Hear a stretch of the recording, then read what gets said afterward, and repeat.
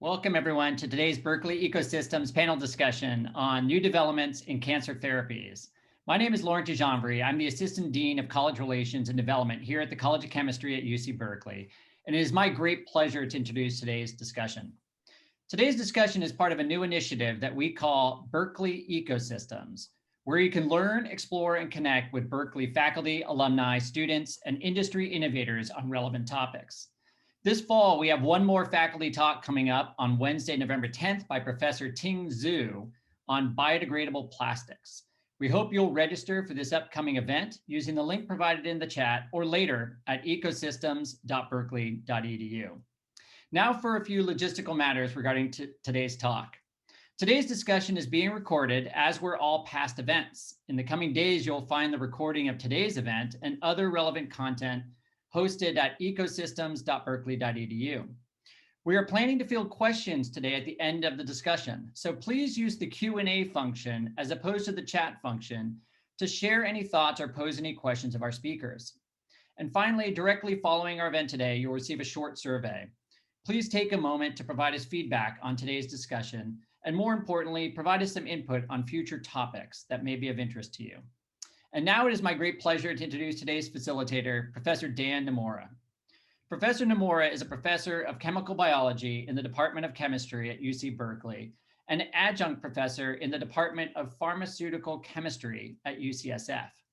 Since 2017, he has also been the director of the Novartis Berkeley Center for Proteomics and Chemistry Technologies, focused on using chemoproteomic platforms to tackle the undruggable proteome, otherwise described as drugging the undruggable.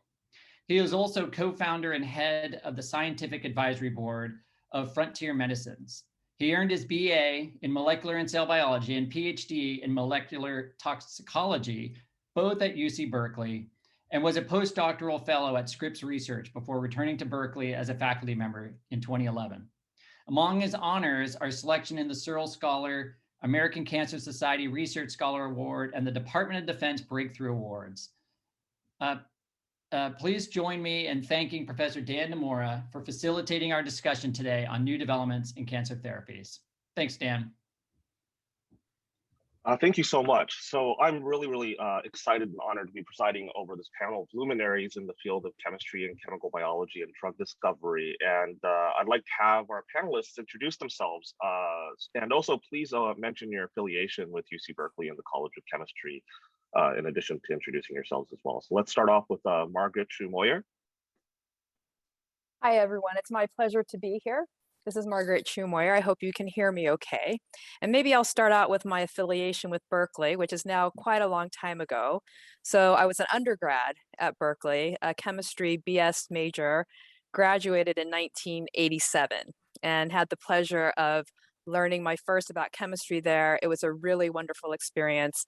And I just wanted to take a minute to thank one of my key mentors there, Professor Henry Rappaport, who is no longer with us, but that's where I did my first training. Super fabulous. Currently, I'm VP Research at Amgen. I lead the small molecule drug discovery chemistry team, consists of many different chemistry disciplines, and it's our responsibility to invent the molecules which may someday become a therapeutic. I've been there for a dozen years or so. Prior to that, I was at Pfizer, leading medicinal chemistry groups. So from being an organic chemist, I am now a medicinal chemist, and I'm very pleased to be here. Thank you. Thank you, Margaret. Kayvon, Showcat, do you want to introduce yourself? Sure, Dan, thanks for including me on the panel. My name is Kayvon Showcat. I'm on the faculty at Berkeley in chemistry, also at UCSF, and I started at Berkeley with my PhD in 1986 and finished in 1991, so just almost overlapped with Margaret. And Henry Rappaport was on my quals committee, so that's terrifying, but I made it through that. And it's great to see some of my classmates. I see Steve DeMagno is logged in. So always great to really support Berkeley and love interacting with many of the Berkeley students, like Dan's students that come over here for graduate work at UCSF. I've been at UCSF for about 20 years, done a number of projects on kinases and GTPases, which we'll get into, and started a number of companies as well. Thanks, Kayvon. And what about Freddie Bowie? Good morning, I guess, still. Freddie Bowie. So I did my PhD at Berkeley in the College of Chemistry and Chemical Biology a little over a decade ago. Worked in Dirk Schroner's lab, who's no longer at the university, but also spent some time with Richmond Sarpong, and really just a fantastic experience. I can't say enough about how that experience shaped my professional career.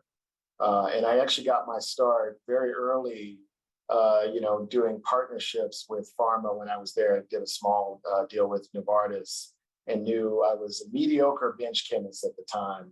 Although I had aspirations to be a med chemist like Margaret, decided to hang that up very early, and started taking classes at Haas Business School, and then moved very quickly into business. I worked actually at the Boston Consulting Group, after leaving my PhD program, and where I advised Fortune 20 companies, largely in oncology on go-to-market strategy, but also worked in M&A due diligence, and then from there, worked in a variety of, for the most part, corporate and business development roles, focused in really three pieces: either novel tools and to help support therapeutic development, or novel advanced diagnostics to accelerate targeted treatments, and then most recently now in that Icon Therapeutics, which is a tech-enabled drug discovery company.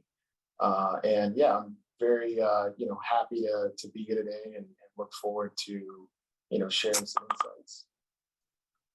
Thanks a lot, Freddie. So just to start off, I think we can all agree that cancer therapies have really evolved over the last several decades. But I think we also agree that we still have a long way to go before we really truly are able to eradicate cancer. So just to start off as an introductory topic, I'd like to ask each of the panelists to introduce how they think cancer treatments have evolved over the last 2 decades before we go into more in-depth discussions about where we think cancer therapy will be going in the future. So let's start off with Margaret. What do you think?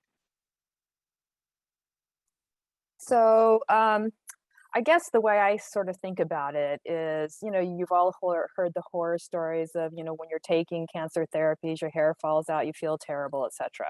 And, there was that era of chemotherapy where, in essence, you were trying very hard to kill the cancer cells, but not all your normal cells. And in fact, it didn't work that well most of the time.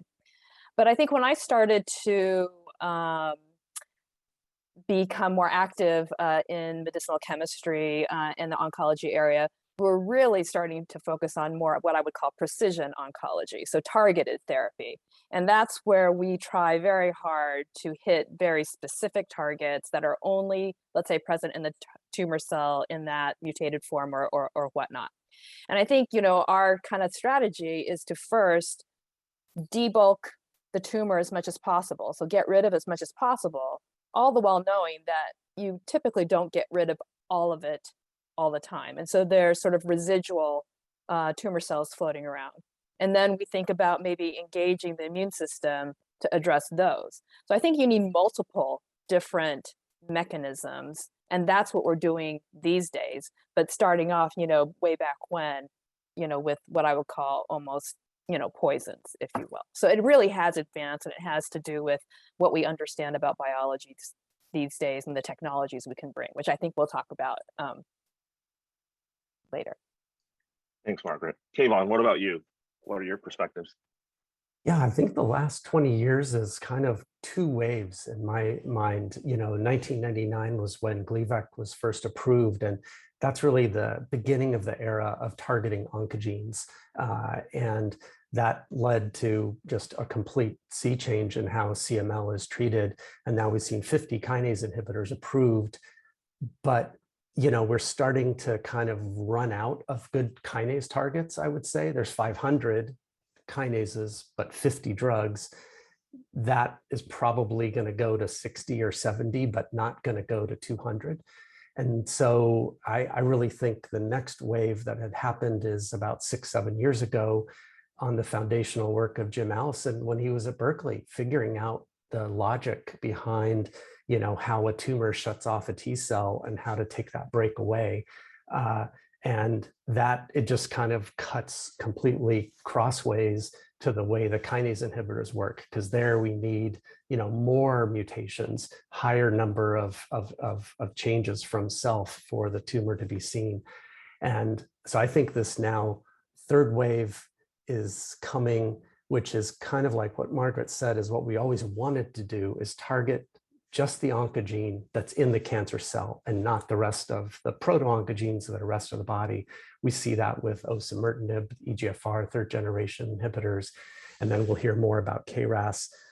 So that's very exciting. And in there, I hope we can marry the targeted therapies with the immuno-oncology, because that gives us the real promise of getting, through the whole tumor.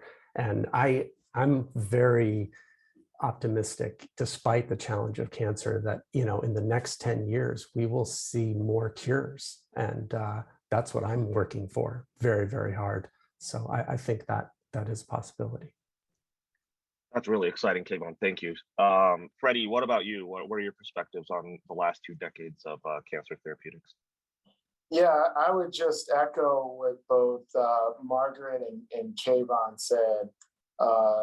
Certainly the wave of more precise targeted treatments has been instrumental. And I think what's also helped support that wave is just the advent of genomic sequencing, the ability to be able to develop companion diagnostics or complementary diagnostics to choose the right patient for the right therapy at the right time. So I think that wave was enabled by new technology, certainly on the diagnostic side.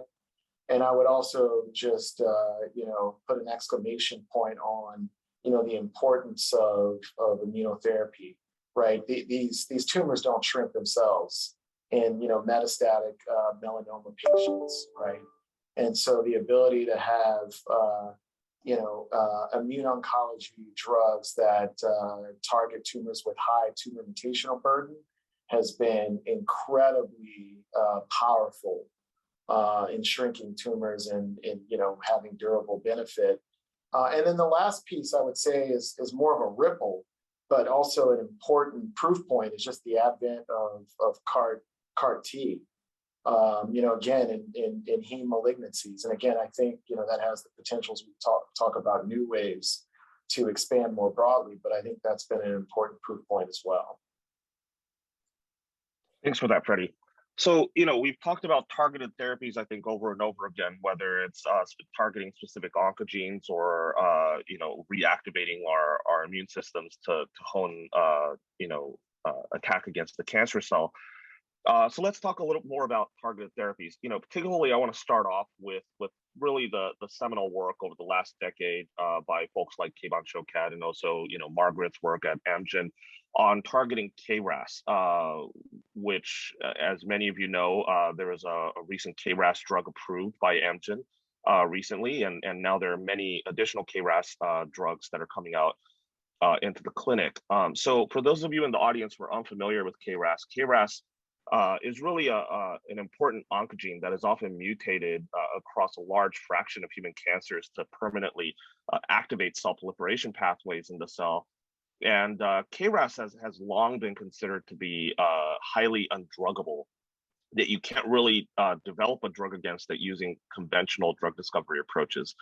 And over the last 10 years, Kayvon Showkat has done really transformative work in developing inhibitors against one of these mutant forms of KRAS called KRAS G12C, although I believe he's also working to target the other KRAS mutants. And Amgen, alongside this, has done a lot of work, much of it led by Margaret, on pioneering and developing drugs against KRAS G12C, which led to the recent approval of the drug sotorasib or Lumakras, which has been really transformative in improving patient lives. So I just want to start with Kayvon. Can you tell us, I guess, why KRAS G12C was so undruggable, and what was the secret sauce, in being able to tackle this protein for you? Yeah, thanks. Well, as you said, Dan, KRAS was always out there. It was the first human oncogene to be discovered. It's the most frequently mutated oncogene. And it just, loomed there for everybody. And in the 80s and 90s, people took approaches to target KRAS dependent tumors that ultimately, didn't succeed. And no other drugs were really working in KRAS tumors. So we began to just realize, I think, like a lot of people did, that you needed a drug to bind to the target itself. And the key strategy we used was to target this one particular allele, which was mutation of glycine to cysteine, because that enables us to use covalent chemistry, as you know, Dan, and exploit so elegantly in your lab. This just gives you sort of 100-fold advantage over any other reversible strategy. So we kind of took a little bit of an easy way to go after KRAS by choosing the cysteine.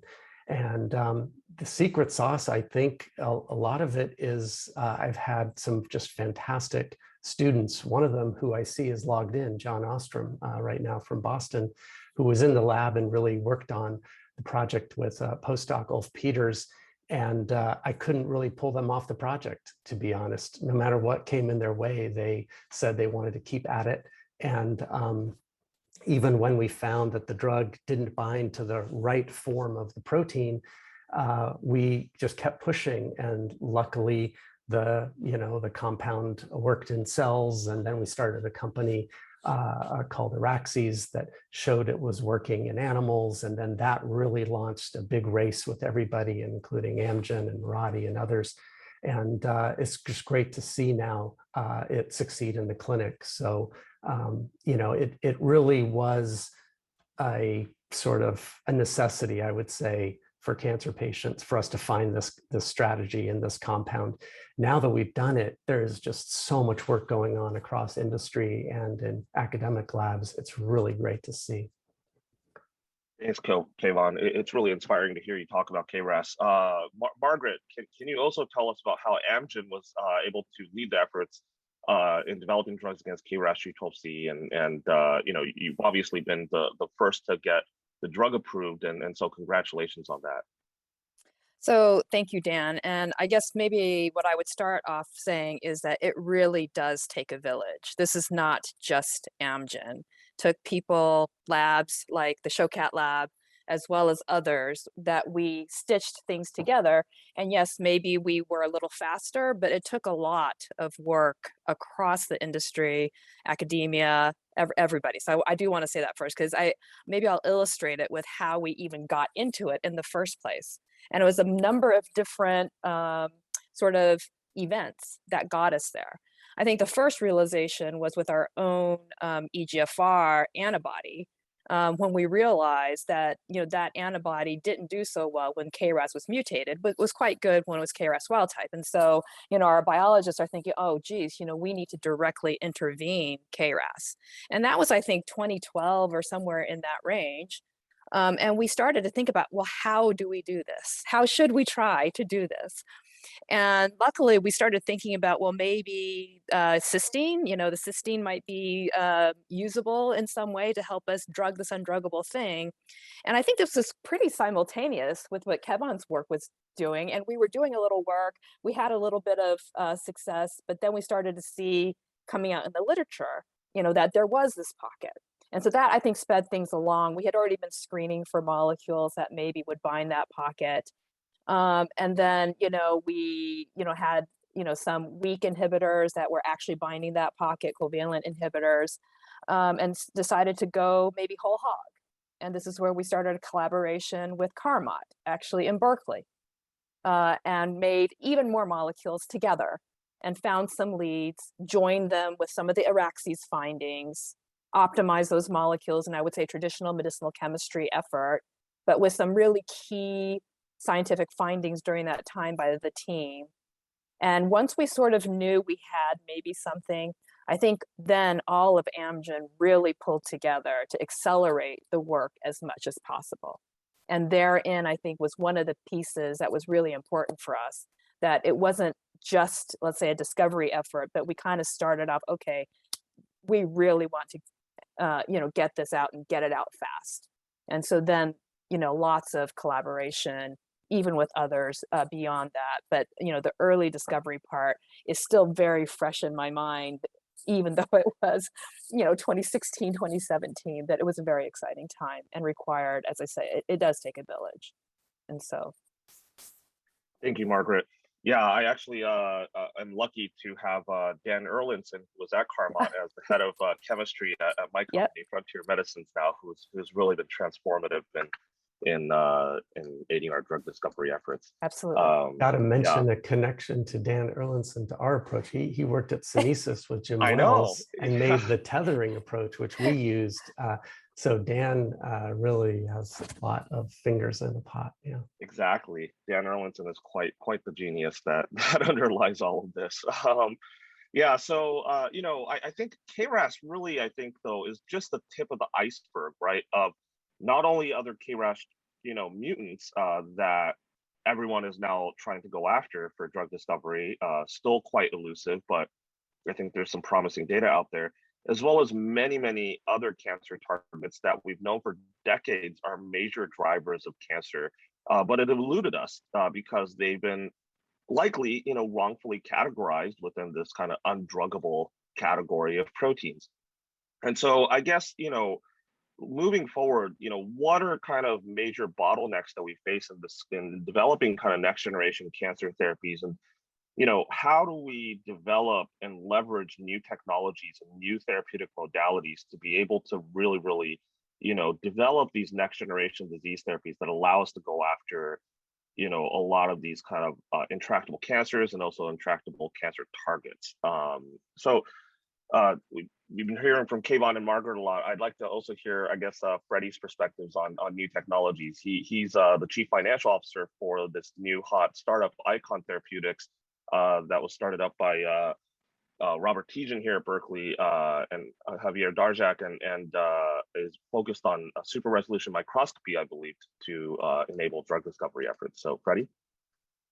Yes, no, that's a great lead in. And, just to build off on the, phenomenal story of KRAS, I do believe, and I think, Kayvon said this well, imagine there's 500 kinases and 50 drugs approved, and maybe we get to 60.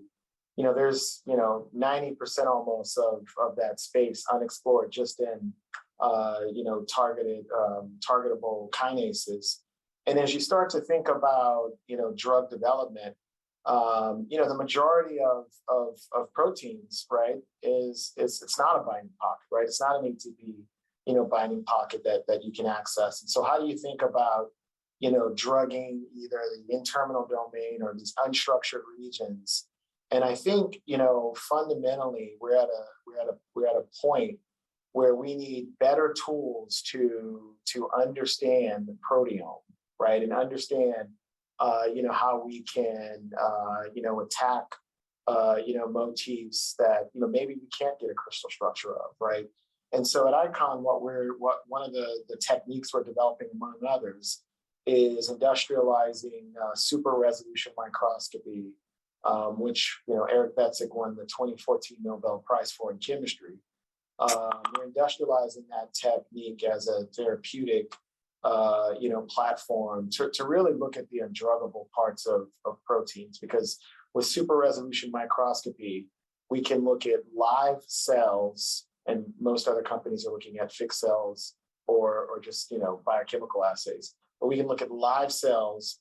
We can do that at scale. So doing several 100,000 compound screens or more, and we can do this looking at single proteins with exquisite resolution. And so we can see these dynamics happening in real time with tools that have never before been available. And I can tell you, it opens up, all sorts of novel insights about protein dynamics that you can then turn into, prosecuting drug programs. So it's early days, but I do think, really another wave of innovation will be therapeutic companies developing new tools to look at, unstructured regions of proteins and having what essentially are called allosteric inhibitors.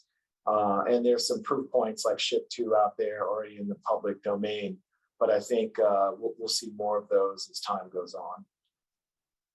Yeah, I think that's really interesting. One of the reasons why so many targets have remained undruggable is because they're potentially not structurally resolved. It's not clear where, whether they're binding pockets or where these binding pockets are. Maybe they're parts of protein complexes where you need to stabilize protein complexes or disrupt protein complexes, or maybe you need to target intrinsically disordered regions within proteins to stabilize or destabilize proteins in unique ways. And being able to look at the protein dynamics, in live cells to be able to read that out in a high throughput manner, I think is certainly very enabling for everything that I think this whole panel does. So Kayvon, what are your thoughts? Really like Freddie's points about using microscopy and sort of I always think of Eric's work in the area of like how do we understand molecular crowding and exploit it with a drug. That is a really exciting area. Cells achieve emergent behavior. That's why cells, neurons, so amazing, and we have this complexity of human body. But I think what I really appreciate about like going to the cell as the drug discovery, test tube, is that it's almost back to the way we used to do pharmacology, where we used to discover things in whole animals. Diuretics were all discovered in rats, and then the channels were, their targets were uncovered. So I really think now when we pick the proteins to watch, put them in, a cell, and then use chemistry to screen, at scale, as Freddie said, it's going to be very exciting. And the piece from a chemist's perspective that I really like is that we're not.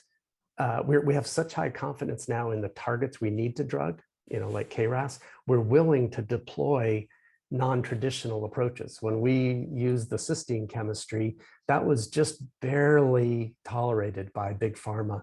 That is not the favorite thing people did. And just recently, our lab in collaboration with RevMed put a 1,700 molecular weight cell permeable molecule in the clinic. And so the diversity of chemistry people are willing to deploy and the confidence in the targets, that's going to increase the success rate, I think. Thanks, Kayvon. Speaking of large molecules, I think there's a whole new wave of kind of therapeutic modalities coming out around induced proximity, for example, with targeted protein degradation approaches and heterobifunctional molecules that are break the classical, Lipinski's rule of five and really are much larger molecules that not only, bind or inhibit targets, but now outright destroy targets. And I think, these kinds of new approaches, I think are just the tip of the iceberg of kind of new and induced proximity paradigms. I know RevMed also has a cyclophilin KRAS drug that's just absolutely beautiful. That looks really quite promising. Yeah, those molecular cat I meant to mention too. That's great. The molecular glue category. I mean, there are just so many iterations we still have yet to explore. Really, I think it's one of the best areas. And yeah, your lab has great proteomic ways to sort of logically do that, which has been great. Margaret, so Amgen has a whole induced proximity team, with your senior vice president of research, Ray Deshay, and Ryan Potts also leading that group, as well as you yourself. So tell us about Amgen's effort in kind of this new therapeutic modality space. Yeah, thank you, Dan. So actually, maybe I'll start with something even before Ray came on board and Amgen's interest in multispecifics. And, this is really interesting to me because it's sort of, you can take and do the same thing with small molecules maybe that we had only done with biologics in the past. So in the early 2010s, if you will, we acquired a company called Micromet, and they were working on these bispecific T-cell engagers, which basically are these bridge antibodies that bring a T-cell close to a tumor cell.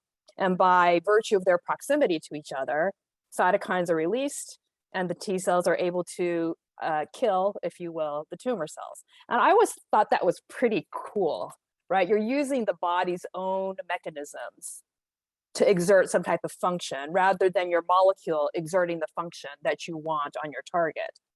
And then lo and behold, of course, Ray comes on board, and, he's one of the originators of, PROTACs or protein degradation.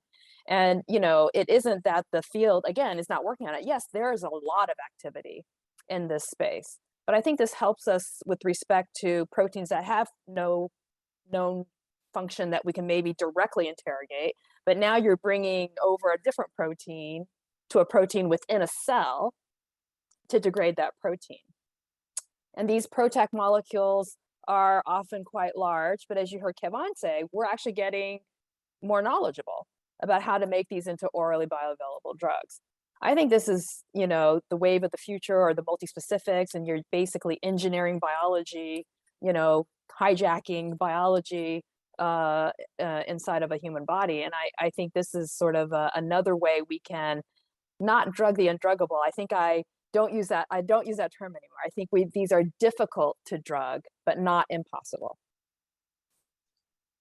Absolutely. Yeah, I couldn't agree more. Freddie, did you want to say something about that? I was just going to say, I got to work on the framing of it. Difficult to drug is better, because I think companies like Icon are opening up that aperture. So well said. Yeah, I think, the way that I see it, moving into the next generation of therapies is, I think, coupled with DNA encoded library technologies, covalent chemistry and chemoproteomic approaches and these microscopy-based approaches, ligand discovery against targets is now becoming a tractable problem. And that was a major hurdle in the undruggable proteome. But I think, where we really need work on still is, how do you now modulate that target in a way that would have therapeutic benefit, in a way that you're functionally manipulating the protein in a therapeutically useful manner, as opposed to just binding it. Or, not all proteins, right, will benefit from degradation, for example. So, that's personally, I think, how I see, how we tackle kind of the next generation of drug discovery is now developing the tools that allow us to do that. But that's certainly just, my take on it. I guess, so certainly targeted protein degradation, bispecific antibodies, covalent drugs, those are all like things that are hot like right now. So what's going to be hot 10 years from now? I guess, where is this going? And, personally, I think, that would be my kind of primary thing that I'd want to scratch your brains about. Where do you think this field is going? How does chemistry contribute to that? And yeah, what are your thoughts on that? So I guess maybe start with Kayvon again. Yeah, I mean, first of all, if we can guess what's going to be hot 10 years from now, I'll be very disappointed. I want something that just we can't even imagine. But 5 years, I think there'll be a lot more agonists. I want molecules that turn things on, sort of like Margaret said, the bite, if you turn on a T cell to hit your tumor cell. But intracellularly, as Dan, you and I have talked, P53 is it's the weapon we could use against cancer that is sitting around, but cancers have inactivated it. Luckily, they haven't deleted them usually. And if we can co-opt some of those mutant P53s to re-engage that tumor suppressive effect, it will be transformative, because like Margaret said at the beginning, we only need, we might need 90% inhibition of an oncogene, but actually you might need only 20% of activation of a tumor suppressor. And the other category I really think is untapped, which I'm sure ICON is working on, is just all the differentiation inducing transcription factors. If you can trigger a tumor cell to differentiate terminally and send it down the, apoptotic pathway because it's confused about the state it's in. Those are transformative. That's how IMiDs work in multiple myeloma. That's, how, retinoic acid receptors targeted in RAR alpha. So there's, I think, a huge amount to sort of co-opt the tumor suppressive effect and differentiation factors. And those would be my hopes. Absolutely. Yeah, for the audience that don't recognize the challenge that we face in targeting some of these. So, if you all think KRAS was undruggable, P53, right? Mutations in P53 actually lead to its unraveling and unfolding. And so, to be able to selectively target a mutant P53 over wild type would require you to then structurally restabilize just that mutant protein to be able to reactivate in tumor cells. This is not your over-the-counter, ibuprofen anymore, right? These are really, really challenging, modalities. Or, for example, a lot of oncogenic transcription factors like MYC, which are mostly, floppy pieces of spaghetti, really intrinsically disordered. How do you go after identifying pockets and then drugging those pockets and inhibiting functions of oncogenic transcription factors? Again, really, really difficult challenges. Margaret, you want to comment on this? So I agree, totally difficult challenges. I think over time we'll learn more and maybe be able to, describe design molecules against that. But transcription factors, agonists, everything people said, I guess, when you were posing the question initially, I was thinking like, wow, 10 years from now, what should we have? What would I dream of? And often I think about, maybe years ago, there was no real cure for leukemia. Sometimes now you can live quite long in leukemias, but, certainly solid tumors, it's a little bit more difficult. There's other more difficult tumor types, but how does one think about a cure? And I guess I think back to, multiple different modalities, and can we get to somewhat like curing cancer? And, there have been some kind of very intriguing data coming out with KRAS and the PD-1, PD-L1s in preclinical models. It's pretty fascinating to be able to take, mice that have been treated with both agents and then insert a tumor, and they don't grow. It's indicating that something's going on. The mouse has a memory. The immune response is there. How do we harness that? Don't really know the answer per se, but I do hope that in some future time that cancer will be seen as a treatable illness in more than just select instances. How do we do that? That is the big question. That's the billion-dollar question or whatnot, and that's what we're here to try to go after. Thanks, Margaret. You brought up you brought it back to immuno-oncology again, Yeah. Which is where I wanted to get to next. I'll come back to you again, but Kayvon, I think you have kind of unique takes to trying to present, for example, neoantigen presentation up to the MHC complexes to induce T cell recognition, potentially even with covalent compounds, right? Is that published? Yeah. Hopefully we can talk about that. Well, we've talked about leveraging the G12C drugs, Margaret introduced the BiTEs, bispecific T cell engagers. You need a tumor specific cell surface antigen. And those are exceedingly rare. Tumors are self, so we don't have a lot of difference. But what we've, Xiang Zhang in the lab and Peter Oeder, a graduate student in Charlie Craig's lab, figured out is that when the drug to G12C goes into cells, it binds covalently as we knew, but then we knew it gets processed also. And that peptide now shows up on the cell surface. So now you have a flag. You have a sort of a marker to differentiate the tumor cell from all other cells in the body because the drug is uniquely specific for the mutant that's in the tumor. And so now we've made bispecific T cell engagers that will kill KRAS G12C cells using that strategy. And the great thing that the Amgen found recently is that when patients become resistant to the G12C drugs, they get new mutations. They don't lose the cysteine. So that means the target is still there, but the drugs become less effective. But with this immune approach, just like we've been talking about, combining targeted and immune is great. You get to sort of cross-cut and short circuit the tumor that way. So we're doing other things in the MHC area, but I like that one particularly because it leverages the elegance of the mutant-specific G12C drugs. Yeah, that's incredible. And for those of you College of Chemistry affiliates, Ziyang Zhang from Kayvon Shokat's lab, who Kayvon was just describing the work for, will be joining the UC Berkeley faculty in the Department of Chemistry July of 2022. So thank you, Kayvon, for providing such a talented and gifted scientist to us. So Margaret, I guess, how is, Amgen exploiting immuno-oncology, indications without, having to disclose confidential information? So maybe I'll say that obviously it's of high interest to us, and the BiTE technology can be used in multiple different kinds of ways. And, starting with hematological tumors, we've gone now to solid tumors, and we're seeing quite, interesting success in the clinic in that regard. You can also think about some cases where you even add on other elements to these molecules to help even enhance the immune response. And, those are yet again a version of combination or multi-specific approaches, which is what, we're, typically looking at right now. But I think part of it is to understand what will have the most benefit, which combinations either in a single molecule or in multiple different molecules. I think the other part of it, which we haven't really touched upon, maybe I'll just say, is biomarkers, and how do you identify the most appropriate molecule for the most appropriate patient.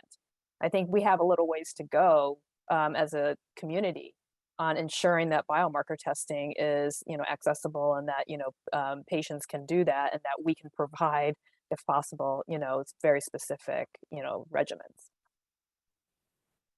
Yeah, let me just also go down on the, importance of biomarkers to advance the field over the next 10 years. I mean, from, my experience both at Foundation Medicine, which was one of the early innovators in comprehensive genomic profiling, with the advent to give, again, the right drug for the right patient at the right time. We have so far to go, right? Because we're not doing broad comprehensive genomic profiling of tumors. Most of this is done in, central lab testing. We need broad distributed, testing so physicians can be informed, right, about what genomic signatures are going to respond to a given set of treatments, and then obviously pulling this through into, clinical trial design and development. So I think, that is an area that just needs substantial investment and innovation as well, if we're going to, keep pushing the boundaries on novel therapeutics. Absolutely. Thank you, Freddie, for that. So I guess, one question that I guess we had talked about initially also was, and this is on a slightly different stream of questions here. How do we make cancer treatments more equitable in terms of the development of new treatments and access to the best existing treatments? So I guess Margaret, you're in big pharma. How do you think about this question? Actually, we have been thinking about it a bit, and more recently, one of the things that is pretty interesting is different populations respond differently. Different populations have more risk factors for certain kind of cancers than others. And we've, really made a pretty big commitment that our clinical trials are going to be more encompassing so that we can see sort of the more true response across multiple different populations. I think that's really important. And obviously the access question you kind of brought up, very important as well. And, there's programs, for that to help with the access, but I think patient access and actually being able to define, as we were talking about before, what the most appropriate therapeutics might be for a certain population does require that you do those trials in a broad enough population that you can actually pick that out. I think that's going to be very key in the very right now, near future. I guess Freddie, ICON is startup, I guess as a startup company, it's starting to build programs and, hopefully achieving a developmental candidate IND in the next several years, do you think about these kinds of questions, I guess, as in a startup culture? Yeah, it's a really good question. I think in general, this is something that isn't top of mind for startups. But I would say, given the fact that Icon is thinking very broadly and globally, just given the makeup of our management team, certainly, access to therapeutics is important, right? You want to make sure innovation at the end of the day can be, life-saving. And so, it's important that we develop medicines that are first and foremost effective, but, also, patients can get access to, as Margaret mentioned. So it does go into the thinking, but right now we're early. I would just say, this is a space, certainly given my, experience formerly working for Roche, having, access programs that, can provide, financial assistance for therapeutics is important. And then, there's a lot of innovation in this space right now going on. I don't know if the group is familiar with the company, EQRX, but they were founded by a bunch of former Foundation Medicine execs, where the whole premise is to deal with this question of financial toxicity of cancer therapeutics. And so, they're have basically a portfolio of proprietary products that are essentially knockoffs for your big PD-L1 drugs, for your major EGFR targeted treatments that are a fraction of the cost, so 10% of what we have in the U.S. And the whole model is to do incredibly low cost trials, sourcing these drugs from outside of the U.S. And then second piece, work with payers on a global basis to do either capitated models or to get them to essentially put these on the formularies and fund the drugs. I think that's brilliant. I think it's overall going to raise the tide of health, and then ultimately drive us and big pharma to think smarter about go-to-market models.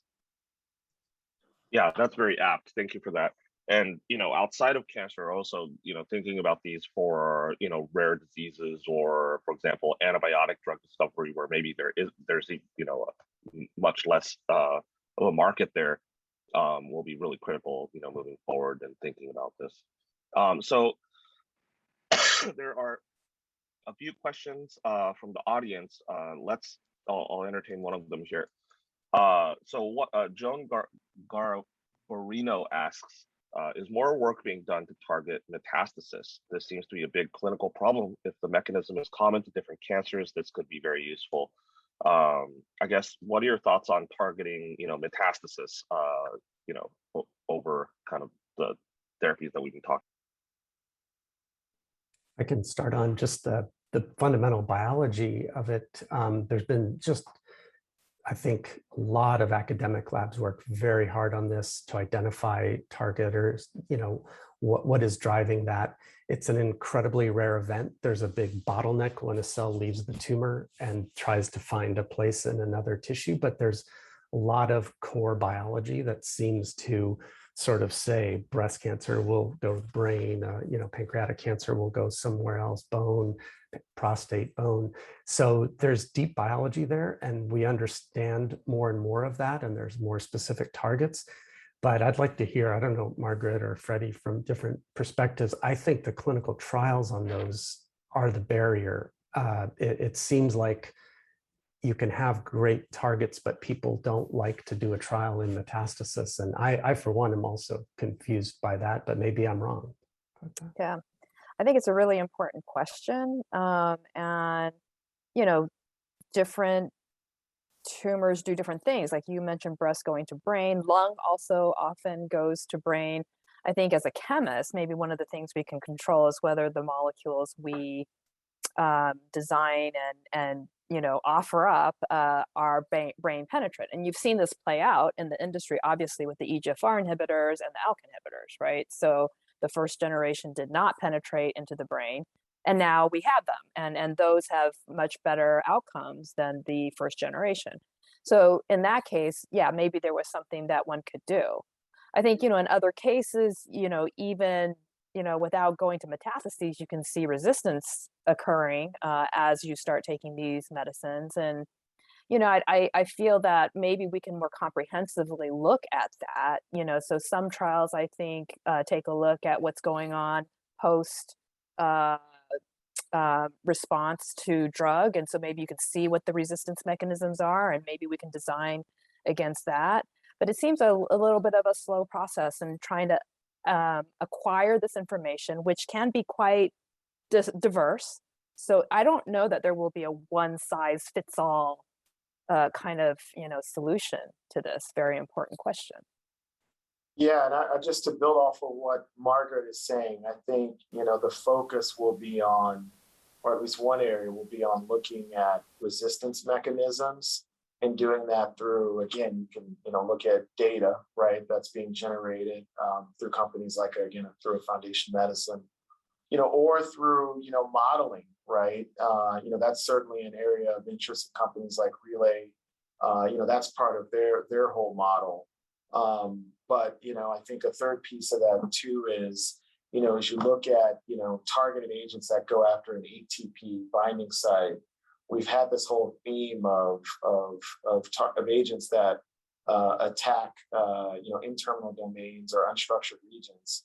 I think by combining those different modalities together, you might actually get around some of the traditional resistance mechanisms and have more durable therapies. And we've seen that, certainly the potential for that play out in lung cancer, but I think you'll see that more broadly. Also, with your cellular kind of super resolution microscopy based approaches, you might be able to design screens that better target metastatic, behavior of, certain protein dynamics that you can screen for that haven't been accessible so far to kind of traditional drug discovery approaches. Let's see, there's another audience question.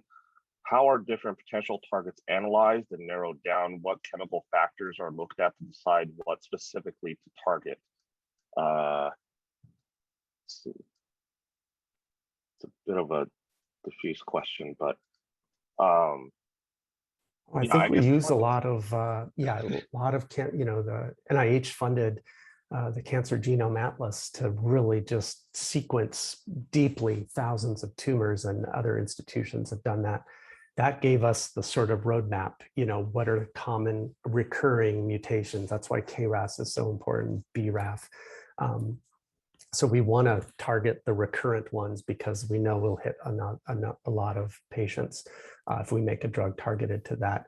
And then the other part of that is it's been really identifying targets has been, before Jennifer Doudna and CRISPR, it was a lot of hit and miss and a lot of miss because you couldn't do human somatic cell genetics like you could in yeast, where it's easy to make mutations. So now with CRISPR, we can be confident in the precision where we test whether a certain target is essential. So, the last 8 years, we've seen a lot of cleaning up in the literature from the late 90s and 2000s. So both of those things together have really, but it's made everybody focus on the same targets. That's why there's so many KRAS drugs coming out. So I think that's right? So we want to work on the driver mutations, right? The most key ones, the very central ones like KRAS. But I think the other thing to think about is, even though you know what these targets are, the question then is, well, how do you interrogate these targets? And therein lies, work that needs to be done to kind of understand the mechanism of how those targets work, the biology behind it, and then having a really kind of deep, think about what is the best way to stop. It's usually stop, but yeah, sometimes you want to turn on, but it's usually stop. What's the best way to stop that protein from, running amok, basically? And as you kind of heard in this discussion, we can inhibit, we can use covalent inhibitors, or we can use non-covalent inhibitors. We can try this new or not so new protein degradation mechanism, and therein lies what the molecular engineers try to do. Having some structural information helps a lot. But in the end of the day, if it's going to be a small molecule, I mean, I think there was a question in there about chemical, what chemistries would you do? You kind of have to find a starting point, and therein lies, maybe you mentioned Dell libraries or other libraries, but then screening, and it's kind of the whole machine starts to start churning. And then it's a molecule identification issue. I think, but both are important. Sometimes we find great molecules and they don't do what you think you want them to do. Sometimes there are great targets where we don't have any way to, drug them. So both are really quite important. I guess, for just we have a few last minutes here. There are also, I see many students that are in the attendee list. So, for future chemists, at UC Berkeley that are thinking about careers in drug discovery, what kind of recommendation would you give to the next generation of students? What kind of training should they get? How should they be thinking about, kind of next generation drug discovery? What are your thoughts? Kind of concluding thoughts.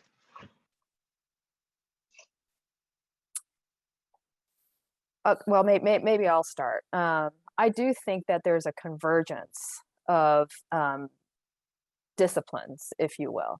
So whereas one might have thought, computer science and biology didn't touch each other, they really do, right? And so does chemistry and biology. Actually, so does engineering and biology.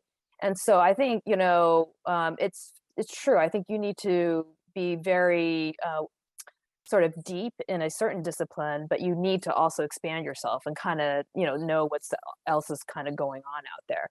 I started off life knowing how to make molecules, didn't really know what molecules to make that might become medicines, but, you kind of keep broadening out and start understanding, these other things. And I think that probably has to be done earlier. Maybe I did that a little too late. I think that needs to come earlier in your career. So sort of more integrated training. Yeah, do you want to go next? Yeah. I was going to just double down on that. And, at ICON, we were sort of built differently than any other biotech because, we're incredibly interdisciplinary. So we've got more software engineers than anything else, right? Than chemists or biologists. And our engineers, our software engineers, some of them actually have PhDs in biology. And some of the PhDs and the biologists, they have like software engineering degrees, and the chemists, the same thing. So I think what Margaret is saying is absolutely true. And I think the next wave of innovations are going to be from people who can pull together these somewhat disparate disciplines to approach problems in novel and non-obvious ways. Because again, the next wave of great medicines, there's a lot of great opportunity, high unmet need. So I think that's really important. The second thing I would just say is, I'm sort of the, I guess, odd man out in the vein that I left chemistry to go into business, and I've been, now I've spent more time on a commercial path versus a technical. And even in my last job, I ran a sales organization, and now I'm the CFO. So I would say, there's a lot you can do with the PhD in chemistry. So I think for those of you who are interested more in the commercial aspects of applying, what you're learning outside of the lab, there's just a ton of opportunity. I would just say, certainly take advantage of the infrastructure at Berkeley, right? Getting out and taking classes at Haas, or meeting with venture capitalists or consultants who have gone down that path. I'm obviously always happy to be a resource, for anyone who's interested. But I think, that's great. Really rewarding career. I'll echo all of those things. I'll just say three quick things. Yeah. You don't know what it's going to be 10 years from now. So dive deep into what you're doing now. There's just so much richness in any project. Go to seminars, go to lots of seminars. Berkeley is unbelievable like that, and you'll learn so much. And the third is the people around you at Berkeley are the ones you will keep running into. So make sure you go to whatever the coffee shop is called now, Roma, Strata, Roma, and have great conversation. Yeah, Strata. Yeah. Great. Well, thank you so much. I want to thank our panelists for being here today. And I also want to thank them for their heroic work to bring life-saving therapies to patients. And also thank you to the audience for being here today. So Laurent, you want to close it off here? Thank you, Dan, and thank you to all our panelists today for sharing. Honestly, I believe this is just a sliver of the deep knowledge that you all have on new developments in cancer therapies. Thank you to all those that joined us today. We had over 100 online for this really insightful discussion. Obviously, cancer touches us all, so we are all highly invested in the innovations of new therapies and frankly, a future cure. We hope you'll join us for future Berkeley Ecosystem events. You can always look for past events and other content on ecosystems.berkeley.edu. As a quick reminder, please try to take our post-event survey. And of course, we hope to see you again. And as we always sign off at Berkeley, go Bears. Thank you all.